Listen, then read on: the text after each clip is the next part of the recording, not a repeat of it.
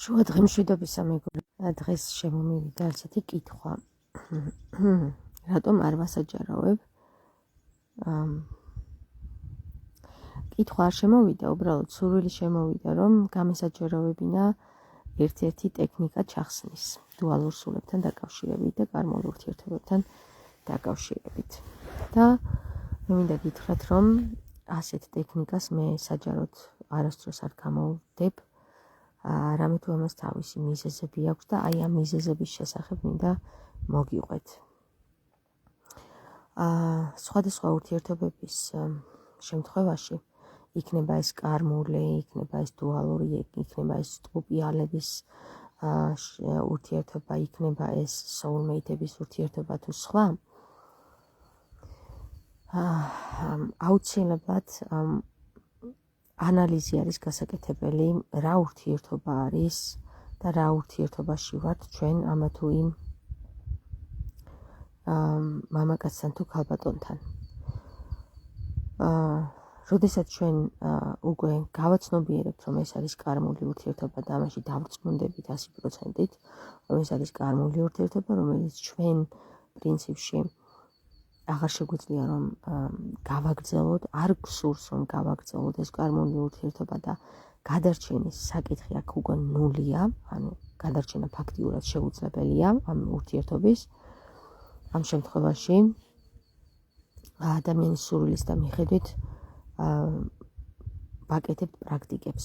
პრაქტიკა არის ასეთი, რომ ამ ტექნიკას, რომელსაც მე თქვენ გაგანდობთ და სანამ მე თქვენ ამ ტექნიკას გაგანდობთ, უკვე ჩვენ საუბარი გვექნება იმასთან დაკავშირებით, რატო არ უნდა გამოიყენო ეს ტექნიკა ყოველთვის, რატომ არის ეს დამაზიანებელი ამა თუ იმ ადამიანისთვის, თუ შეიძლება კიდევაც საკუთარი თავისთვის და ამ საკითხში თქვენ უკვე გათვითცნობიერებული იქნებით, რის მერეც აღარ შემეშინდება, რომ ამ ტექნიკის ფლობელობა გადმოგცეთ თქვენ.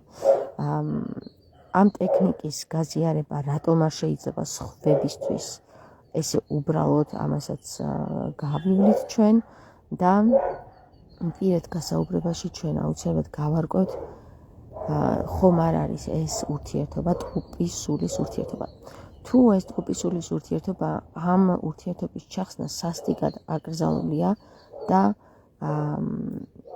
არ არის დაშვებული, ანუ დაუშვებელია. როდესაც ტყუპის სულების ჩახსნას ვაკეთებთ ტექნიკების გამოყენებით, დამანგრეველ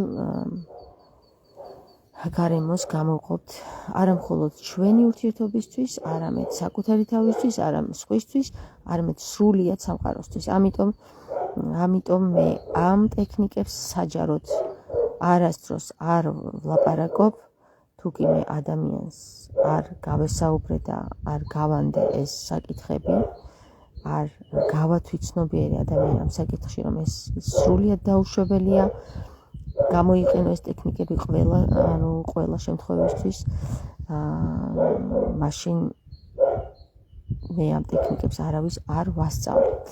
თუმცა, როდესაც ამ ტექნიკას ვასწავლე ადამიანს და ის გამოიყენოს ამ ტექნიკას, მას არ აქვს უფლება, რომ ეს ტექნიკები სხვას გადასცეს დაუკითხავად ან თავის ნებით.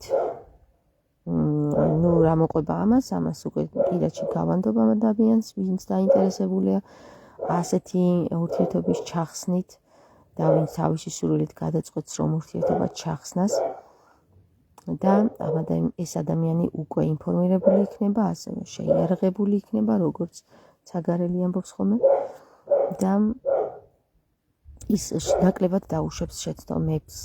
ასე რომ გემშვიდობებით მეგობრებო და გისურვებთ საუკეთესო დღეს.